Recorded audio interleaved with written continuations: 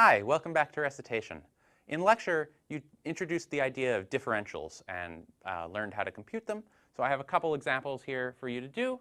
So compute the differentials d of 7u to the ninth plus 34 minus 5u to the minus third, and d of sine theta cosine theta. So why don't you take a minute, work those out, and we'll come back and we'll work them out together.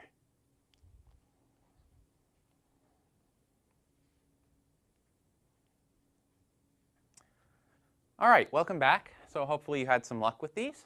So let's go through them. So a differential is really, it's just another notation for something you already know how to do. So it's another way of keeping track of a derivative. The thing we don't write is we don't write the over the d, the variable we're differentiating with respect to. So we pick that up from what we're taking the differential of. So in this case, we look at this expression. Let's do the first one first.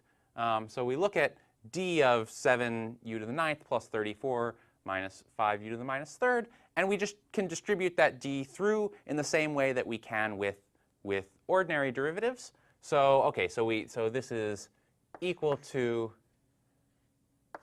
7d of u to the ninth plus d of 34 minus 5d of u to the minus third. And now we just do the chain rule. So here, d of u to the ninth is 9u to the eighth du, right? So that du comes out of that chain rule that we're doing. So this is equal to, 7, and we drop the 9 down, so that's 63u to the eighth du plus, d of 34. 34 is a constant. It just kills it. That's 0. Minus 5d of u to the minus third. So again, u to the minus third, that's just a power of u. We apply our usual rule for it. So it's minus 3u to the minus 4 du, right? Du from the chain rule again. And so we have, minus 5 times minus 3 is plus 15. Good, so I get to keep my plus sign. Plus 15, what do I say, u to the minus 4 du. OK, and so that's all there is to that. Now let's do the second example here. We have sine theta, cosine theta. So same exact idea. Here we have a product rule as our first step.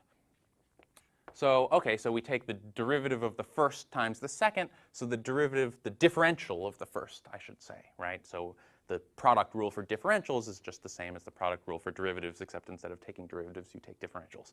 So the differential of sine theta is cosine theta d theta, and then times the second, plus the first sine theta times the differential of the second, which is minus sine theta d theta.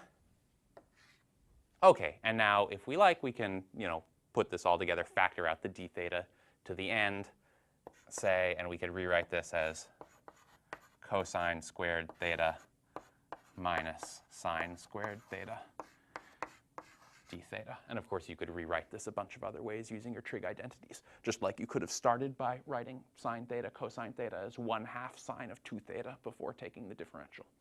All right, so that's really all there is to that. So there you go, differentials. I'll end there.